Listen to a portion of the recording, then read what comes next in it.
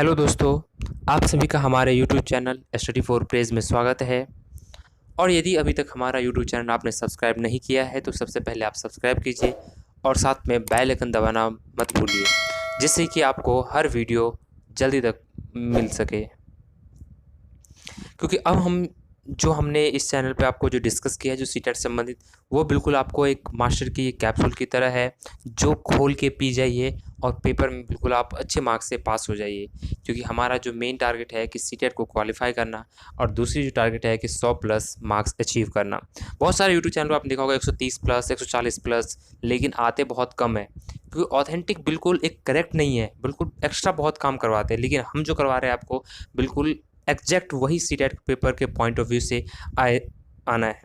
क्योंकि हमने पिछले वीडियो में अभी तक जो हमने एनसीईआरटी के नोट्स आपसे डिस्कस किया है, जो हमने प्रीवियस ईयर क्वेश्चन के साथ आपको डिस्कस किया था वहाँ पे, तो वो बिल्कुल अब में आपको बताया गया था कि कैसे कैसे सीटेट जो है वो क्वेश्चन पूछते हैं। बट बहुत सारे बच्चे को यकीन नहीं हुआ कि ऐसे नहीं होता, ऐसे नहीं होता। तो इसीलिए हम जो क्वेश्चन पेपर है वो भी आज हम डिस्कस कर रहे हैं। ये क्वेश्चन पेपर है दिसंबर 2019 के, जो पूछे गए थे सीटेट के द्वारा। तो उसमें से हम आपको कम से कम आप वीडियो को वॉच कीजिए, फिर आप पिछले वाला वीडियो देखिए, जिससे आपको पता चलेगा कि ये वीडियो सच में कि सेम क्वेश्चंस वहीं से लिया गया है, एज इट इज़ जैसे हमने वहाँ पे करवाया था। ऐसे सीटेट में बिल्कुल लाइन बाय लाइन उसी हिसाब से क्वेश्चंस भी दिया हुआ है। तो सबसे पहले आप, यदि अभी तक हमारा आपने एनसीईआरटी नोट्स नहीं पढ़ वीडियो देखा है, तो सबसे पहले आप उस वीडियो को देखिए, जिससे आपको 15 नंबर बिल्कुल 15 में से 15 मिल जाएंगे। और 15 मार्क्स की जो पैडागॉजी है वो हम इस वीडियो में आपको हर एक्सप्लेन करते हुए चलेंगे, जिससे कि आप कॉन्सेप्ट को अच्छी तरीके से समझ सके और क्वेश्चन को भी आप अच्छी तरीके से अटैम्प्ट कर सके। तो चलिए आइए हम शुरू करते हैं। सबसे पहले 61 क्वेश्चंस। देखिए, ये एक मैथमेटिकल क्वेश्चन है। इसको आपको सॉल्व करना पड़ेगा, बहुत इजी क्वेश्चन है। तो आप इसमें हम टाइम वेस्ट नहीं करेंगे, क्योंकि हमारा जो मेन कंटेंट है जो पेडागॉजी पे लेकर के और सीटेट से जो क्वेश्चंस जो पूछे गए थे, तो ये भी आपके ईवीएस के मतलब एनसीईआरटी बुक से पूछा गया है। जो यात्रा वाली जो चैप्टर्स हमने करवाई थी, तो उस चैप्टर से ये क्वेश्चंस ये लिया गया है वहीं से। तो ये मैथमेटिकल क्वेश्चंस है, तो आप इसको सॉल्व कीजिए। वैसे इसका आंसर जो होगा, इसका आंसर होगा 353 किलोमीटर्स पर आवर्स। ठीक है। नेक्स्ट क्वेश्चन क्या है? निम्नलिखित में से कौन सा अंतर्राष्ट्रीय व्याख्याति प्राप्त वेट लिफ्टर है? Which one of the following is weight lifter of international fame? इसका जो क्वेश्चन है, हमने आपको वेट लिफ्टर के बारे में बताया था। क्वेश्चन आपको सीटेट में वेट लिफ्टर्स आएगा, तो सबसे जो विख्यात वेट लिफ्टर्स है वो कौन थे? हमने आपको एनसीईआरटी प्रीवियस ईयर के बताया था कि जो कर्णम महेश्वरी है, वो उनके बारे में आपको कैरेक्टरिस्टिक बताई थी, कितने वेट किलो, कितने 12 साल से शुरुआत की थी, बाहर इंडिया कितने मेडल जीते थे, तो हमने सारे उसमें एक्सप्लेन किया हुआ है। तो इस बार जो उन्होंने क्वेश्चन पूछा था कि जो अंतर्राष्ट्रीय जो इंटरनेशनल्स जो है वेट लिफ्टर, इसमें से कौन से?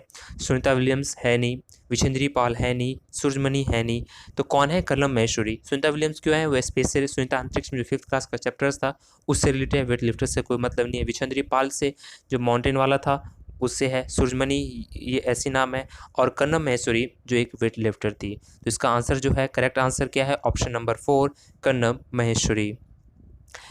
क्वेश्चन नंबर 63 देखते हैं। नीचे दिए गए कौन सा एक समूह जड़ों का है? मतलब विच और one of the following is group of roots, मतलब कि कौन सा जो रूट्स है जो जड़ हम काटते हैं। तो सबसे पहले देखिए, चुकंदर में भी होता है और आलू में भी होता है, अदरक में, क्या चुकंदर क्या होता है, आलू नीचे में।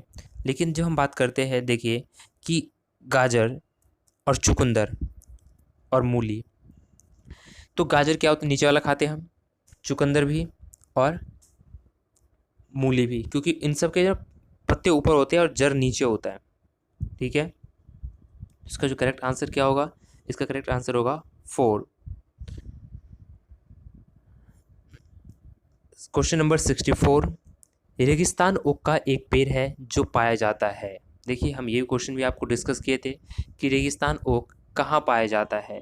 रेगिस्तान ओक बहुत सारे आपको लग रहा होगा कि राजस्थान में पाया जाता है ना, अबू धाबी में, संयुक्त राज्य अमीरात में, यूएई में और ऑस्ट्रेलिया में।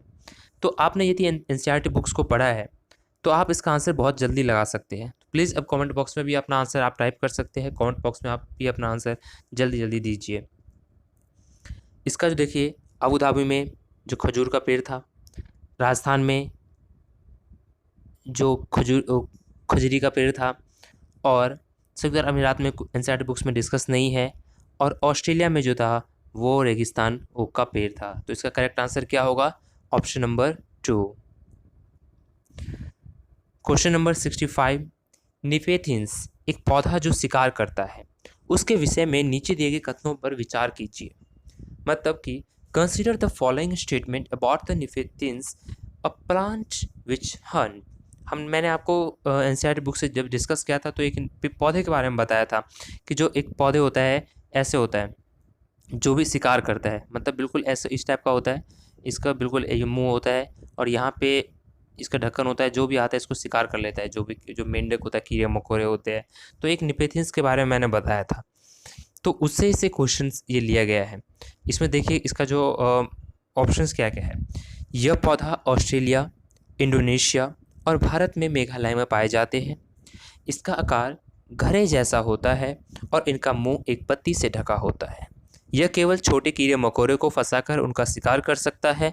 यह छोटे कीड़े मकोड़े को खींचने के लिए मोहक आवाज़ निकालता है, जो इसके इसमें फंस जाते हैं और बाहर नहीं निकाल पाते। तो इसके 4 उनके बारे में बताया गया है। तो आप हमें कमेंट करके बताइए कि चारों में से क्या क्या उनकी कैरेक्टरिस्टिक, मतलब उनकी विशेषता थी निफेथियंस पे। देखिए मैंने आपको ये ऐसे क्वेश्चन के बारे में बताया था कि इस पॉइंट से ऐसे ही क्वेश्चन पूछते हैं। देखिए इसमें जो ऑप्शन है, option A and B is correct answer, option B A और C, option D, option C A B और D, option D A B C. इन चारों में से कौन सा सही है आप हमें कमेंट करके बताइए। देखिए मैंने आपको बताया था कि यह पौधा ऑस्ट्रेलिया, इंडोनेशिया और मेघालय में पाया जाता है। जैसे कि मैंने एक बेल्ट के बारे में डिस्कस किया था, क्या कि ऑस्ट्रेलिया यहाँ पे है, इंडोनेशिया ऐसे है, और मेघालय जो हमारा जो इंडिया है ये सॉरी एक मिनट, ये जो हमारा इंडिया है ऐसे करके, मतलब ऐसे करके ये जाती है, ये मैप यहाँ से बन नहीं पा रहा है, एक मिनट मैं आपको बता दूं कि ये इंडोनेशिया है और हमारा जो ये हिस्सा है इंडिया का, तो यहाँ पे मेघालय है। तो मैंने एक बेल्ट के बारे में से बताया था कि ये मेघालय, ये इंडोनेशिया और ये ऑस्ट्रेलिया, ये तीनों एक बेल्ट में मिलते हैं। तो ऐसे तीनों जब एक बेल्ट में मिलते हैं तो ये निपेथियंस का है।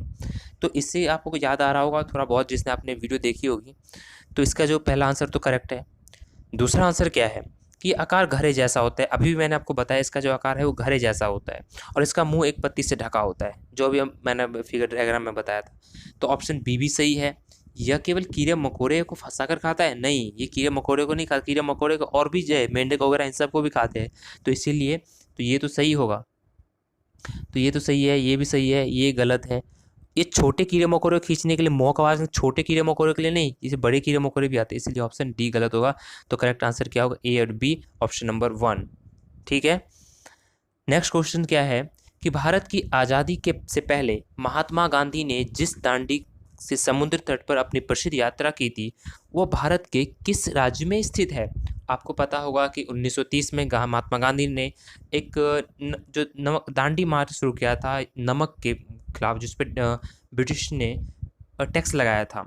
तो उसके लिए गांधी जी ने गुजरात के अहमदाबाद से लेकर के जो दांडी तट तक वहाँ तक गए थे। तो वो एक जो रैली थी, तो इसी के लिए एक दांडी मार्च निकाला गया था। तो ये कहाँ पे था? अहमदाबाद कहाँ पे है? अहमदाबाद गुजरात में है। कहाँ पे है? अहमदाबाद गुजरात में है। नेक्स्ट क्वेश्चन क्या था? उच्च ज्वार, तेज बुखार के साथ कपकपी, जिसका उपचार सिकोना पेड़ की छाल से किया जाता है, वो कौन सा है? आपको पेपर मैंने डिस्कस किया था, ये भी एनसीईआरटी बुक से, कि तेज बुखार के लिए इनका जो छाल के लिए, मतलब high fever which is the sub which is the can be treated with the bank of this cinchonas trees is, क्या है वो क्या, कौन से मतलब फीवर के लिए होती है? जल्दी ऑप्शन कीजिए। ये जो बुखार है वो मलेरिया के लिए होता है। किसके लिए? Option second is correct answer, malaria. Now question number 68, ये डायरेक्शन संबंधित है। आप इसमें जब जाएंगे डायरेक्शन के लिए तो आप इसको फाइंड आउट कर सकते हैं। आपको मैं डायरेक्शन बता दूं कि ये डायरेक्शन में ये नॉर्थ है, ये साउथ है, ये ईस्ट है और ये वेस्ट है। आप इस हिसाब से इस पर डायरेक्शन बना सकते हैं कितने किलोमीटर का है। वैसे मैं इसका आंसर बता दूँ, 68 का correct answer is two north west. क्या है? North west. Question number 69, Cheraw नाच कहाँ होती है? मैंने आपको याद आ रहा होगा, चेराओ के बारे में बताया था हल्का सा। प्लीज़ आप कमेंट करके ज़रूर बताएं जिन बच्चों ने वीडियो देखी है हमारी, और भी बच्चे जिनको आता है प्लीज़ कमेंट कीजिए। चिराओ नाच कहाँ के लोग करते हैं? Cheraw is the dance form of the people of, question number 69 is the correct answer Mizoram, is Mizoram, Mizoram. Question number 70, Tamil Nadu के तटवर्ती राज्य कौन से हैं? नेबरिंग स्टेट ऑफ तमिलनाडु, और मतलब तमिलनाडु के जो निकटवर्ती राज्य है, मतलब नेबरिंग कंट्री, मतलब पड़ोसी राज्य कौन कौन से हैं तमिलनाडु के? आपको मैप अच्छी याद आ रहा होगा। देखिए तमिलनाडु कहाँ पे है। जब हम बात करेंगे साउथ इंडिया में, तो ये हमारा जो साउथ इंडिया है ये, तो यहाँ पे क्या है? केरला। ये क्या है? तमिलनाडु। ठीक है, ये है गोवा, ये महाराष्ट्र, ये आंध्र प्रदेश, ये ऊपर तेलंगाना। ठीक है, तो ऐसे ये जब बात करेंगे इसमें, तो ये क्या है? तो कौन सा है? आंध्र प्रदेश। उड़ीसा तो ऊपर है भाई, इसीलिए पहला ऑप्शन गलत हो जाएगा। केरल, हाँ केरल है, आंध्र प्रदेश है और महाराष्ट्र है। ये महाराष्ट्र इसमें नहीं आता यहाँ पे, महाराष्ट्र इसको कवर, क्योंकि ये आंध्र प्रदेश इधर कवर हो जाता है तो महाराष्ट्र ऊपर रह जाता है। कर्नाटक, यहाँ पे कर्नाटका है ना, तो कर्नाटका ऊपर महाराष्ट्र हो जाता है, तो ये कर्नाटका आता है, तो इसीलिए महाराष्ट्र वाला भी गलत हो जाएगा। कर्नाटका, छत्तीसगढ़ नहीं, छत्तीसगढ़ ऊपर हो जाता है, इसीलिए ये भी कैंसिल हो जाएगा। तो अब कौन सा बच गया? आंध्रा, केरल और कर्नाटका, है ना। तो ये 3 स्टेट जो है वो नेबरिंग कंट्री है किसके? निकटवर्ती राज्य किसके? तमिलनाडु के। एनसीएफ 2005 के अनुसार निम्नलिखित में से क्या प्राथमिक स्तर पर पर्यावरण अध्ययन शिक्षण का उद्देश्य नहीं होना चाहिए? Which one of the following should be not to be object of teaching EVS at primary level as per NCF 2005? सबसे पहले मैं आपको बता दूं, NCF का जो फुल फॉर्म होता है नेशनल कैरिकुलम फ्रेमवर्क 2005। NCF जो है प्रोफेसर यशपाल की अध्यक्षता में बनाई गई थी, और उसमें ये NCERT के गाइडलाइन, मतलब NCERT के अंदर बनाई गई थी, NCERT के जो बॉडी है उसमें। तो कई बार क्वेश्चन पूछा गया है कि NCERT जो NCF है कौन से बॉडी को बनाई थी? NCERT जो NCERT ने बनाई थी NCF, इसके अध्यक्ष कौन थे? प्रोफेसर यशपाल थे। उसकी कमेटी ने बनाई थी, उसकी अध्यक्षता में 2005 में बनाई गई थी। तो जिन बच्चों ने NCF अभी तक रीड नहीं किया है तो कृपया उन रीड कर लीजिए, और यदि आपने रीड नहीं किया है तो हम आपको NCF से संबंधित आपको इसी वीडियो में बता देंगे कि कैसे NCF की, फिर आपको जो 180 पेज 90 पेज का जो NCF है वो आपको रीड करने की ज़रूरत नहीं है, क्योंकि जो मेन चीज़ है वो हम आपको डिस्कस कर देंगे सीटेट के प्रोस्पेक्टिव से। यदि आप DSSB KVS के लिए करते हैं तो उसके लिए और स्टडी करनी पड़ेगी, तो आप उसे स्टडी कर सकते हैं, नहीं तो हम आपको इस वीडियो में बता देंगे जो मेन सीटेट के प्रोस्पेक्टिव से आती है। तो जो क्वेश्चन नंबर जो 71 है, तो निम्नलिखित में से कि मतलब NCF के अनुसार निम्नलिखित में से क्या प्राथमिक स्तर पर पर्यावरण अध्ययन शिक्षण का उद्देश्य नहीं होना चाहिए? मतलब नहीं होना चाहिए, मतलब इसमें से 4 ऑप्शन में से 3 ऑप्शन होंगे, एक नहीं होगा। वो कौन से नहीं होंगे? देखिए पहला ऑप्शन क्या है कि विशेषतः प्राकृतिक पर्यावरण के प्रति बच्चों की जिज्ञासा और सृजनात्मक को बढ़ावा देना, to nature to curiosity and creativity of the children particularly in relation to the natural environment. देखिए बच्चों में जब हम जिज्ञासा और सृजनात्मकता की बात होती है तो ये पॉजिटिव रेनफोर्समेंट है, तो ये तो NCF में है ही, तो ये तो सही है भाई। लेकिन दूसरा ऑप्शन क्या है कि अवलोकन, वर्गीकरण और निष्कर्ष निकालने के प्रति बच्चों के माध्यम से बुनियादी संज्ञानात्मक और ज्ञात्मक कौशल प्राप्त करने के लिए खोजबीन से जुड़ी और हाथों से करने वाली कार्यों को बच्चों को संकलन करना। भाई हैंड ऑन एक्सपीरियंस की बात एनसीएफ ज़रूर करता है। क्लासिफिकेशन, ऑब्जर्वेशन, कंक्लूजन्स, जो कंस्ट्रक्टिव अप्रोच है, जो संरचनात्मक जो उपागम है, तो उस पे तो एनसीएफ बात करता है। तो सारे ये जो कैरेक्टरिस्टिक किसके हैं, सारे कैरेक्टरिस्टिक्स कंस्ट्रक्टिव अप्रोच के हैं, तो इसीलिए ये आंसर भी सही होंगे। प्राकृतिक, सांस्कृतिक और सामाजिक पर्यावरण के बीच संबंधों को पहचानने और समझने में बच्चों को प्रशिक्षित करना। देखिए कि जब एनसीएफ बात करता है किस पे कि जब हम ईवीएस पढ़ते हैं तो ईवीएस में क्या हमें जब कहते हैं ना कि मानव और समाज के बीच का जो अध्ययन करने के लिए, तो प्रकृति के बारे में भी जानेंगे, सांस्कृतिक जो समाज का क्या है और सामाजिक पर्यावरण के बीच संबंधों को पहचानने के लिए। यही तो हमारा ईवीएस, जो हमने जो ईवीएस का मतलब है, ईवीएस में स्टडी करते हैं तो उसके भाई उसको बच्चा अंडरस्टैंड करता है ही है, तो उसको समझने के लिए तो इसके पर्सपेक्टिव से ये भी करेक्ट आंसर है। अब पर्यावरण को समझ के द्वारा बच्चों से सटीक संख्यात्मक कौशल का विकास करना। अब भाई, अब कोई बच्चा है किस लेवल पे, तो सटीक आंसर, देखिए ये एक सटीक वर्ड यूज किया गया है, तो सटीक थोड़ी ना होगा, बिल्कुल एग्जैक्ट थोड़ी ना होगा, उसकी अंडरस्टैंडिंग किसी और की है, किसी और की अंडरस्टैंडिंग किसी और की होगी। अब एक लेवल पे थोड़ी ना सारे बच्चे होंगे, तो इसीलिए ये जो ऑप्शंस है, ये 4 नंबर्स, ये एक सटीक की वजह से गलत हो जाएगा। और संख्यात्मक कौशल का, एक संख्यात्मक कौशल क्या होती है, गुणात्मक कौशल तो चल जाएगी, लेकिन संख्यात्मक कौशल एक नंबर में बात थोड़ी ना कर रहे हैं हम यहाँ पे। तो एनसीएफ ये बात परमिशन नहीं करता, नहीं एनसीएफ में ये बात नहीं मेंशन है, तो इसीलिए तीनों ऑप्शन सही थे। ऑप्शन नंबर 4 जो है वो गलत है।